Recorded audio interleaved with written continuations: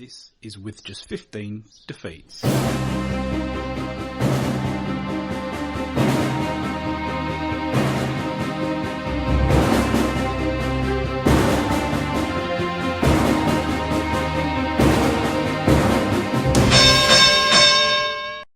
Welcome to the show. It's your host Teekosey, and this is another round of with just 15 defeats.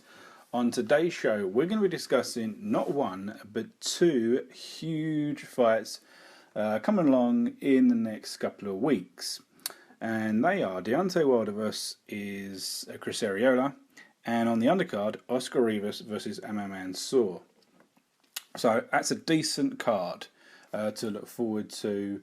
Two heavyweight clashes, one for WBC title, and one an interesting fight to see where two guys are in their career. So before we get on with that, I just want to say thanks for joining me on this video. As always, if you're new to the channel, thanks very much. I really hope you enjoy the content, and if you enjoy the content that I've got for you today, please give me a big thumbs up. And if you've got any questions about what I've got to say, if you don't agree, if you agree, if you've got any predictions, go down to the comment section below and fire away. In addition to this, there's going to be a short poll that's going to pop up in the top right hand corner. It's just going to be, who do you think is going to win this fight? Yes, no, just make your decision, continue listening. So thanks again for joining me, and here we go on with the content for today's show. So the big fight is Deontay Wilder versus Chris Arreola. This fight kind of come out of nowhere and sprung up on me recently.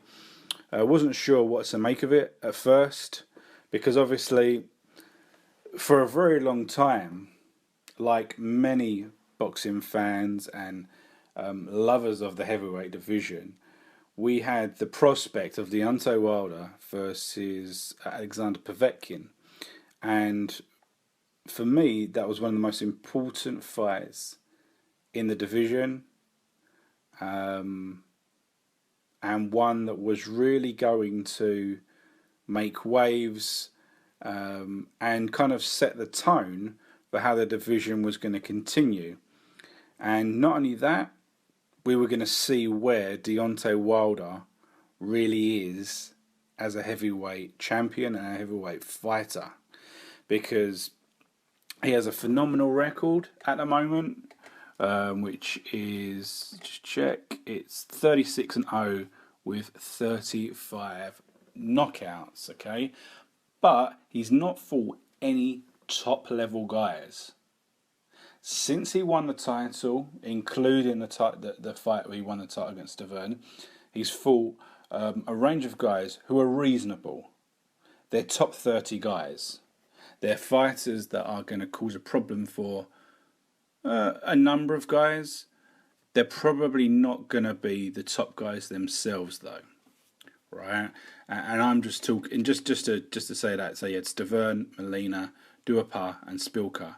All reasonable guys, but unlikely to ever become the top guys themselves, right? Whereas Povetkin, serious player in the division, has a phenomenal resume, both professionally and amateur, beaten some good guys, good power, good skills. And only really we know he lost to Klitschko, which is it's not a terrible thing considering Klitschko, the record and resume that guy has. Okay, so this was really going to show us where Deontay Wilder was and is, and whether he is legit. But unfortunately, as we all know, Povetkin failed the drugs test in the lead up to the fight, and it was cancelled. Real shame. Real shame. But anyway, that is what it is. So we move forward, and you kind of think, who's he going to fight? Who could Deontay Wilder fight next? A number of guys had fights lined up, or they were just competing in fights. Obviously, on the same day, we had a few interesting fights, and we've had some fights in and amongst that day, and we've also had the whole Tyson Fury Wladimir Klitschko rematch kind of being negotiated for a protracted period of time. So I did a video month or so ago when the fight was cancelled, and I discussed the possible opponents that he could have fought. Now, I'm just going to go back onto the WBC website and just look at the rankings, the current rankings, and just look at who he could have fought. And obviously in the top 15, we've got Povetkin. He's the number one, but he obviously that fight's out of the water, and I don't know whether they'll ever fight, whether the fight will ever be made. I think Povetkin's gonna be a difficult guy to get a big fight again, particularly in Russia. I think it's really going to go against him. So if you forget about that, then we've got Stavern, Malik Scott, Spilka, Molina. These are all guys he's fought previously. Duapa. We have got Kubrat Pulev, who is number 3 apparently on these rankings. He just beat Chisora a short time ago. That's a potential, but Pulev's a decent operator, and I don't think you'd want to go into a last-minute fight, and I don't think he'd take it either. You've then got Joseph Parker, who in theory is an IBF contender after beating Carlos Takam. Again, I don't think there's any rush for him to get into the title scene. I said it in my videos about Joseph Parker. I don't think he's ready. I'd like to see him fight at least 3 or 4 times before he gets put in the ring with any of the current belt holders. Then we move on to David Haye. David Haye was someone that I actually not championed, but I said was a potential for this fight. And I remember at the time when I was speaking about the cancellation of the Povetkin fight, that if David Haye wins his fight, it's possible that he will go out and he could publicly challenge Wilder in the ring. He didn't, and I think it's because obviously there's this whole Shannon Briggs Heyday 3, and we've now, as time's progressed, Tony Bellew has kind of put his hat in the ring for a match with David Haye. So that's possibly the next 2 David Haye fights. So we won't be getting to see any real top level fights from maybe Haye for some time. We then move on to guys like Andy Ruiz Jr., who he doesn't deserve a title shot as yet. He hasn't fought anyone of any note. Literally, his last opponent was Ray Austin, who was last relevant about 13 or 14 years ago. So we've got Jennings. Jennings would have been decent. Chagiev, in theory, is going to be getting his rematch with I can't forget the guy, Freya Quendo. And then on the list you've got Washington and Takam, who, they don't deserve a shot. So the only person they've recently added into this list is the guy that he's now fighting, Chris Arreola. Now, Chris Arreola was not in the 15, and that was because in his last fight, which he won fairly easily, it was changed to a no contest after he tested positive for drugs. Now, I believe that he tested positive for marijuana. Now, not exactly a performance-enhancing substance there, marijuana, but the authorities have deemed it as they have, and the victory was changed to a no contest, and he was put on a 6-month suspension, I believe. So it's quite strange that he can come out of a suspension and a decision overruling, and then walk straight into a world title fight. I actually think it's very, very disappointing from the WBC.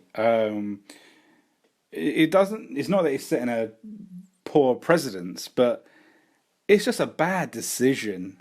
It's a bad decision because, as I say, it's not a performance enhancing drug. But if you're a legit sportsman, a guy with real ambition to be the best in the world, you're not smoking.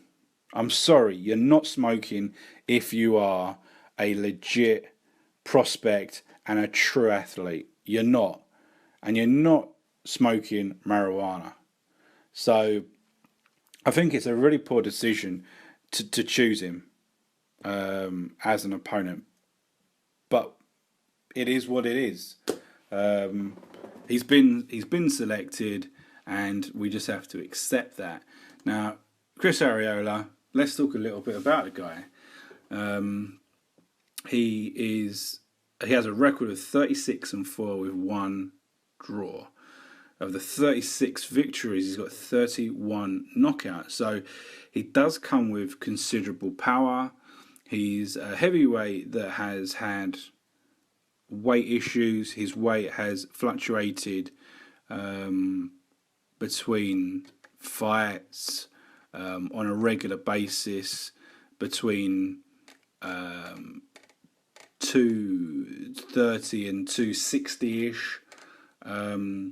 He's one of these guys that isn't ripped, but I've never thought he was excessively kind of overweight, if you want to use that term, like some of the other guys out there. I think he's fleshy, but not too bad. Not too bad. He's, as I say, he's lost 4 times. And effectively, the 4 times that he's lost have been his 4 biggest fights. So when he stepped up to kind of that next level of operator, he's been defeated. He's stopped by the great, legendary Vitaly Klitschko in the WBC title fight, which was like 7 years ago. Got battered from pillar to post in that fight. He then came back a year later and fought Thomas Adamek, who got a decision on him. It was a relatively close fight, decent fight. Both of them took one hell of a beating. Both of them kind of went out that ring in bad shape, basically. But it's an interesting fight. It's worth watching that one if you've got a few moments. Give that one a check through fun on YouTube. Then he kind of went on a run of kind of fighting kind of like the nobodies, really, until he came up. He fought Eric Molina, and he dispatched him relatively easily. He also dispatched Seth Mitchell relatively easily. But either side of the Seth Mitchell KO, he fought Stavern, and he lost both times. First time on points, quite comprehensively, and the second time Stavern actually stopped him. And the second time was for the vacant strap, right? The vacant WBC strap. So this is the third time he will have fought for this title, and you could argue that he hasn't deserved to fight on either of any of the occasions, really, considering the position he was on, other people, and results either side.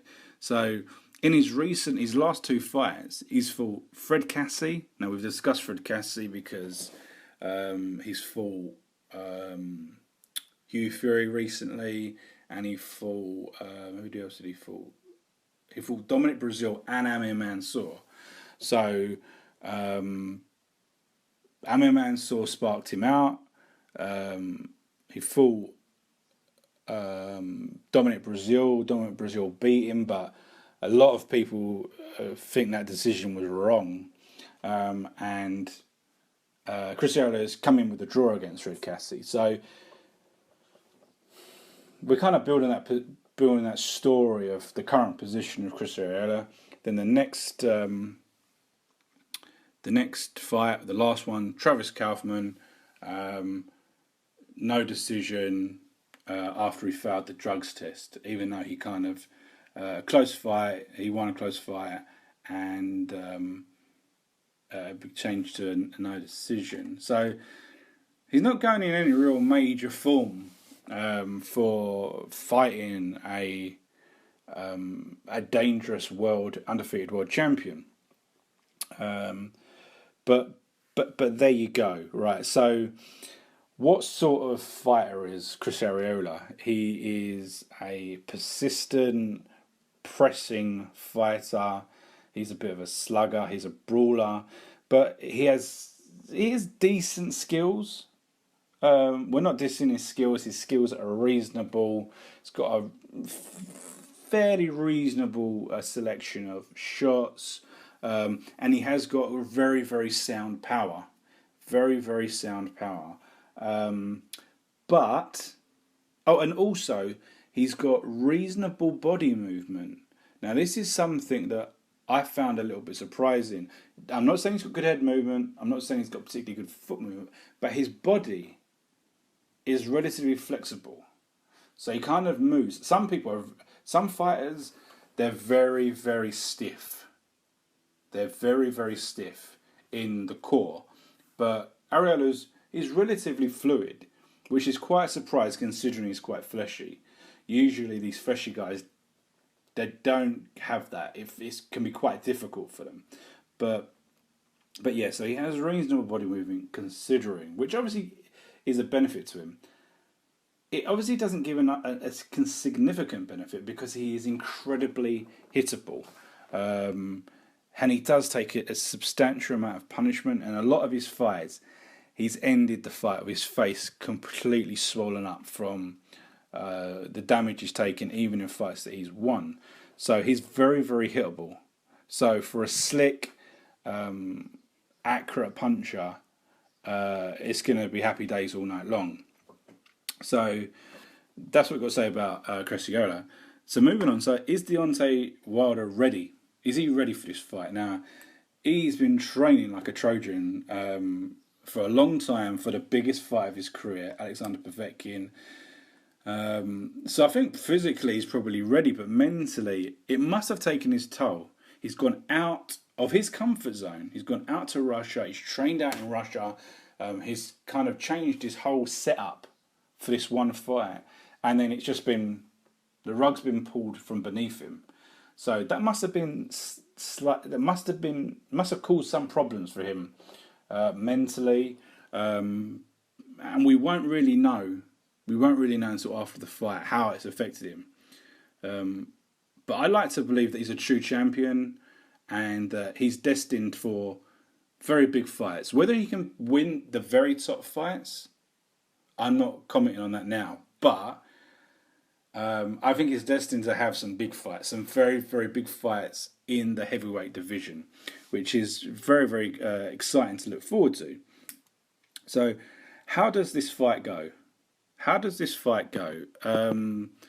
I think I made a lot of commentary on the Povetkin fight, and I think we've got a similar situation. Now, I'm not saying that Arreola and Povetkin are the same, but they've both more stocky, they both have power, they're both going to press. And if Deontay Wilder can inflict his own game, which is going to be good movement, longer reach, sound boxing, stiff, persistent jabbing, and moving about the ring, Chris Arreola's going to find that difficult. He's going to be chasing down Wilder the whole fight, so he's going to get tighter and tighter and tighter. And because he's so hittable, that stiff, persistent jab is going to land. And the poor old nose of Chris Arreola is going to just swell and swell and swell. And I think pretty much it's as simple as that. I think the story of the fight is as simple as that. I don't think there's much more we can say. I think that is how it's going to go, and As I said in the Povetkin preview, that the guys that Deontay Wilder has fought in the run-up to this, being Stavern, Molina, Spilka, and Durpa, they were good practice for Povetkin from a style perspective. So I see the same thing with Chris Arreola, and I think that this is a stoppage. Chris Arreola's a tough SOB. He's a tough SOB, and I think this is going to be stoppage 6 to 8, between 6 and 8 rounds for Deontay Wilder. 6th, 7th, or 8th round KO. So that's an interesting fight. And then where Deontay Wilder goes from here, again, of course, it's very interesting. Unlike against Povetkin, if he beats Povetkin, I think it would have put him in the top 2. It would have given him top 2 because he's fighting a legit top guy. I think this doesn't necessarily put him in the top 3. Top 2, sorry. Depending on the result of Klitschko and Fury. But it's just another person in the resume, particularly if it's a knockout victory. And then where he goes from there, it will be interesting to see, because we're starting to see the players emerge. And the whole Fury, Klitschko, Pulev, Ortiz, Joshua, Parker, we're starting to see some super fighters emerge, and they're gonna start to fight each other, and it's gonna be interesting. So it'll be interesting to see whether Deontay Wilder moves forward to someone like Tyson Fury, if Tyson Fury beats Klitschko, or whether the Pulev fight gets rescheduled. I think that could be some time to find out whether that ship has sailed. So it might be the case that someone like Pulev gets elevated to #1 contender for the WBC belt. Just have to wait and see, really. But I want to move across now to another fight on the same night on the undercard, and that is Oscar Rivas versus Amir Mansour. Now, this fight has the potential to outshine the main event.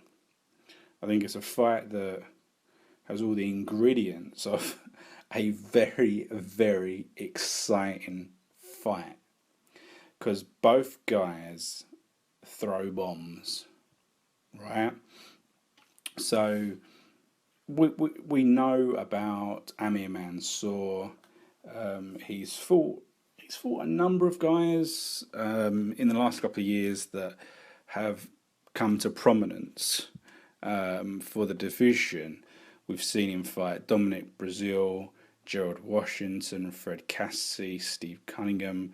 In the last 2 or 3 years, he's performed in some of those fights, and against Dominic Breazeale suffered a serious injury, which really limited his output. As we know, he basically almost bit his tongue off, and he was swallowing a lot of blood, and he was unable to capitalise on really dominating Dominic Breazeale. Was just unfortunate enough to be unable to stop him, and then didn't come out the corner on one of the middle rounds. So what we know about Amir Mansour is that he's in phenomenal shape. He's got phenomenal power, and he throws big bombs. He's 43 years old, so he's kind of in the twilight of his career. Had a massive chunk of his career taken away from him from being in jail for 10 years or so. I don't know the full story, but he spent the last 3 or 4 years trying to rebuild himself, and he's kind of got to this position where he was a contender. A victory in this fight would probably put him back on the map. A defeat could be the end for him, considering his age. But he is he's going in with a game challenger and a real prospect. Someone that I know a lot of people have high expectations for, and that's Oscar Rivas. Now, Oscar Rivas is a Colombian, 29-year-old, with a record of 19 and 0, 14 stoppages. He's only 6 foot, so he's not a big heavyweight. Doesn't have a massive reach. Weighs in at around the 240, 240-ish mark. So he's but he's really well built. There's no flab on this guy. This guy is a bit of a specimen, like our Anthony Joshua. These guys, he's on that sort of level. So he's in phenomenal shape. But as I say, he's a smaller guy in terms of the height. Now, a bit of a background story of Oscar Rivas. He has been a pro since 2009. So he's been a pro for 7 years. He's only had 19 fights, which is something which I don't know why. He's only had 19 fights in 7 years. There's been a couple of years of inactivity. Could be injuries or whatever. But he's got a relatively decent amateur record prior to turning pro. And obviously, he's only 29 now. Turned pro 7 years ago, so he was a young amateur. Now, what is interesting about his amateur career is that he did participate in the Olympics, and in the qualifiers, he beat Andrew Ruiz Jr. As a qualifying fight to participate in the Olympics. He then got to the Olympics, and in his first fight, he fought Kubrat Pulev and beat him. So he fought once in the Olympics and he beat Kubrat Pulev. So that's a decent scalp, considering he was obviously a young pup at the time. He then lost the next fight against Camarillo, who we know is an amateur legend in the heavyweight ranks. He's won a number of Olympics, world titles. He'd lost in the end to Anthony Joshua, when Anthony Joshua won the Olympic gold, but he won previous gold medals and world titles, beat a whole host of who's who of guys at amateur level without really turning professional. So that's quite an interesting point that he's beat Pulev as a young amateur. So we know that he has an amateur pedigree going into the professional game. And as I say, since he's turned professional, 19 victories, 14 KOs in 7 years, and he's on a really good run of knockout victories in the last couple of years. He's been stopping pretty much everyone they've put in front of him. He was relatively active last year, 3 fights last year. He's already fought once this year. Hasn't really not been against stellar opposition, and this really is the fight where they've decided to step the guy up and put him in with a live opponent who's coming to fight. Now, let's just talk about Oscar Rivas. As I say, he's a short guy, he's a stocky guy. He's kind of like the Mike Perez sort of size and shape, very kind of muscular fighter. He has a lot of power. He's got knockout power.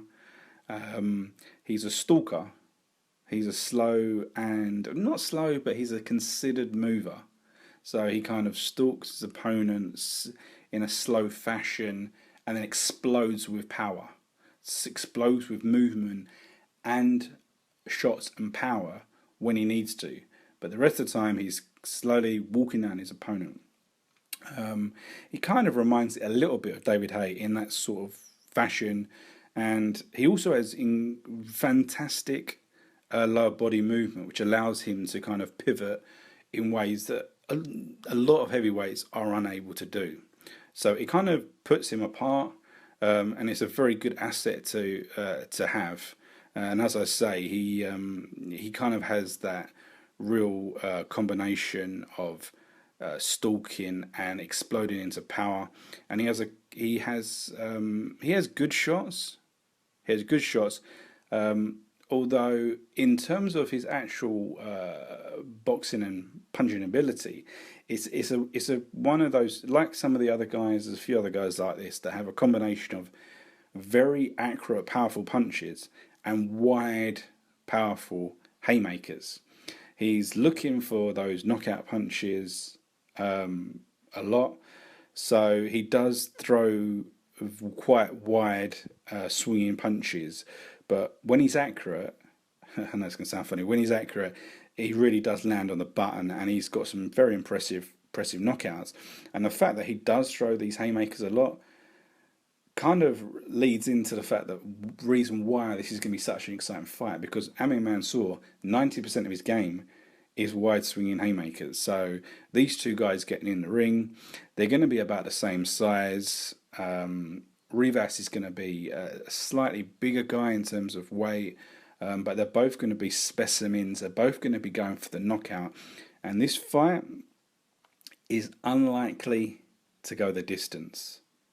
Unlikely to go the distance. I would have thought someone's going to get knocked out.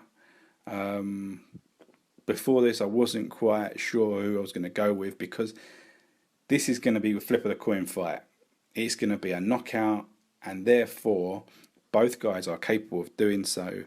And it could be the guy that lands first. It really could be the old cliche: whoever lands first is going to win this, because they're both capable. They're both capable of getting in close. They both like to fight in the pocket. Possibly Rivas has that more skill, that better movement, that kind of explosive speed when in the pocket to get in and out. So maybe I think I'm going to go with Oscar Rivas by knockout. And unfortunately, that's probably going to be the end of Amir Mansour because of his age. But he may still continue because he has the ability to knock pretty much anyone out. So I wanted to include this in this video because it's a very interesting fight. It's going to be one definitely to watch. You definitely don't want to miss out on this one. So as I say, we've got two incredible fights on this card. They're both worth watching, and my predictions are Deontay Wilder and Oscar Rivas, both by stoppage. So thanks for watching the video. I really appreciate you. If you've enjoyed the video, give us a thumbs up. If you agree or disagree or just want to share your predictions, leave them in the comments. And in the top right hand corner, we're going to have a poll. So please get involved and let us know. And as I say, I've been Teekosey, and this has been with just 15 defeats. We'll see you in the next one. And as I previously mentioned some time ago, there will be a series of videos where I'm going to be discussing who I believe to be the best heavyweights in the world today. So look out for that. That's going to come after the Tyson Fury Vladimir Klitschko fight. So look out for those videos. And yeah, we'll see you in the next round. Thanks very much.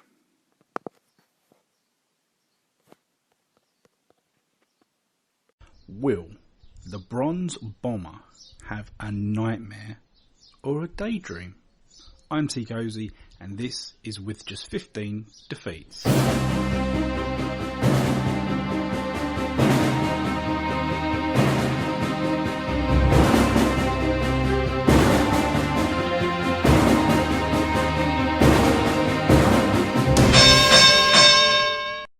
Welcome to the show. It's your host Teekosey, and this is another round of with just 15 defeats.